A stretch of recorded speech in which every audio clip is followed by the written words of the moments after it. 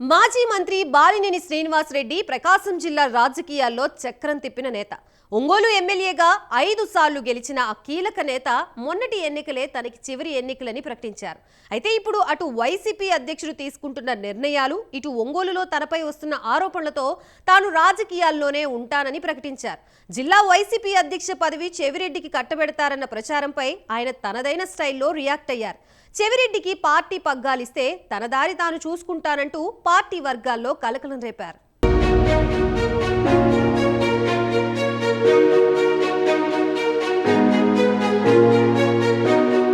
ప్రజలు కార్యకర్తల కోసం రాజకీయాల్లో కొనసాగుతానని ప్రకటించారు ఒంగోలు మాజీ ఎమ్మెల్యే మాజీ మంత్రి బాలినేని శ్రీనివాసరెడ్డి.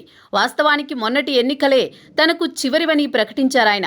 ఒంగోలు ఎమ్మెల్యేగా 5 సార్లు విజయం సాధించి జగన్ కేబినెట్లో పనిచేసిన బాలినేని ఈసారి భారీ ఓటమి చవిచూశారు. దాంతో ఆయన రాజకీయ ప్రస్థానం ముగిసినట్లే అని అందరూ భావించారు. దానికి తగ్గట్లే ఓటమి పాలైన దగ్గర నుంచి ఆయన హైదరాబాద్కే పరిమితమయ్యారు.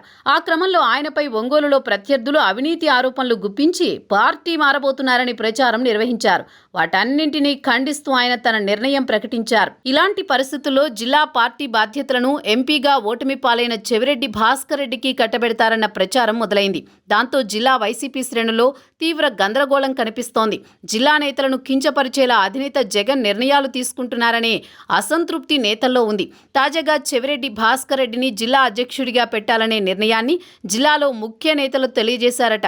దాంతో జిల్లాలో ఇంతమంది సీనియర్ నాయకులుంటే ఎక్కడో చిత్తూరు జిల్లా నుంచి తెచ్చి ఇక్కడ అధ్యక్షుణ్ణి పెట్టడం ఏంటనే చర్చ మొదలైంది. ఆ క్రమంలో జిల్లాకు వచ్చిన బాలినేని భగ్గుమంటున్నారు. ఎన్నికల్లోనే చెవిరెడ్డిని ఎంపీ అభ్యర్థిగా పెట్టడాన్ని తీవ్రంగా తప్పుపట్టిన బాలినేని ఇప్పుడు ఏకంగా పార్టీ అధ్యక్షుడిగా పెట్టడం ఏంటని మండిపడుతున్నారు.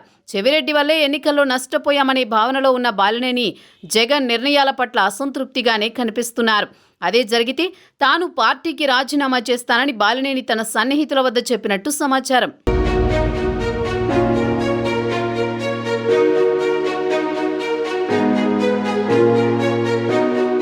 ఎంపీ అభ్యర్థిగానే చెవిరెడ్డిని బాలినేని తీవ్రస్థాయిలో వ్యతిరేకించారు. ఒంగోలు వైసీపీ కార్యాలయం వద్ద చెవిరెడ్డి ఫ్లెక్సీలను బాలినేని అభిమానులు తగులబెట్టారు.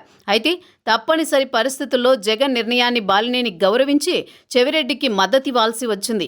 ఎన్నికల సమయంలో ఎమ్మెల్యే అభ్యర్థులకు ఇవ్వాల్సిన నిధులు ఇవ్వకుండా చెవిరెడ్డి బాగా ఇబ్బంది పెట్టారట. ఇటీవల ఒంగోలులో కోట్ల ఖరీదైన ఆర్టీసీ స్థలాన్ని టెండర్స్ పేరుతో బాలినేనికి తెలియకుండా దక్కించుకోవడం మరింత కోపం తెప్పించిందట.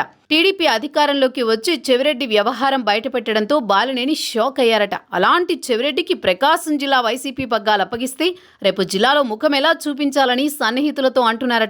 ఎక్కడో చిత్తూరు జిల్లాకు చెందిన చెవిరెడ్డి ప్రకాశం జిల్లాలో పెత్తనమేంటని, చెవిరెడ్డికి జగన్ ప్రకాశం జిల్లా బాధ్యతలు అప్పగిస్తే బాలినేని నిర్మోహమాటంగా వైసీపీకి రాజీనామా చేసి జనసేనలో చేరతారని ఆయన అనుచరులు ఆఫ్ ద రికార్డ్గా చెప్పుకొస్తున్నారు.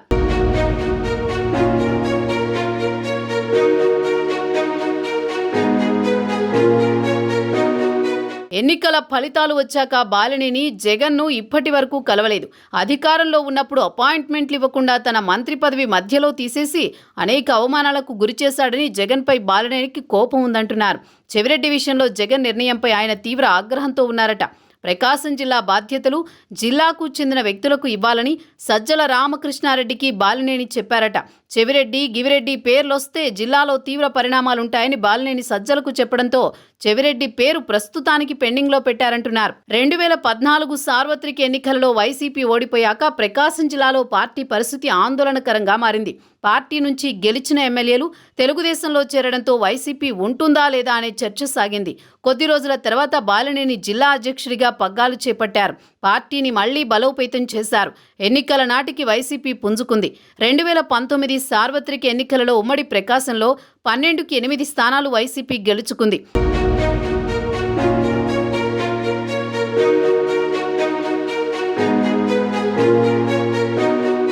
మొన్నటి ఎన్నికల్లో బాలినేనిని పట్టించుకోకుండా జగన్ అభ్యర్థులను ప్రకటించడంతో వైసీపీ జిల్లాలో 2 స్థానాలకే పరిమితమైంది. సీనియర్ నేతలు, మంత్రులుగా చేసిన నేతలు అందరూ ఓడిపోయారు. ఎవరూ నియోజకవర్గంలో కనిపించడం లేదు. ఆ క్రమంలో వైసీపీ అభిమానులు మళ్లీ బాలినేనికే పగ్గాలు అప్పగించాలని డిమాండ్ చేస్తున్నారు. బాలినేని దానికి ఒప్పుకోకపోతే దర్శి ఎమ్మెల్యే బూచేపల్లి శివప్రసాద్ రెడ్డికి అధ్యక్ష పగ్గాలివ్వాలన్న వాదన వినిపిస్తోంది. బూచేపల్లి శివప్రసాద్ రెడ్డి 2 సార్లు ఎమ్మెల్యేగా గెలిచారు. ఆయన తల్లి వెంకాయమ్మ జడ్పీ చైర్మన్గా ఉన్నారు. వైసీపీ పగ్గాలు బూచేపల్లి కుటుంబానికి ఇస్తే తనకు అభ్యంతరం లేదని బాలినేని అంటున్నారు. మరి బాలినేని మాట ఎంతవరకు చెల్లుబాటవుతుందో చూడాలి.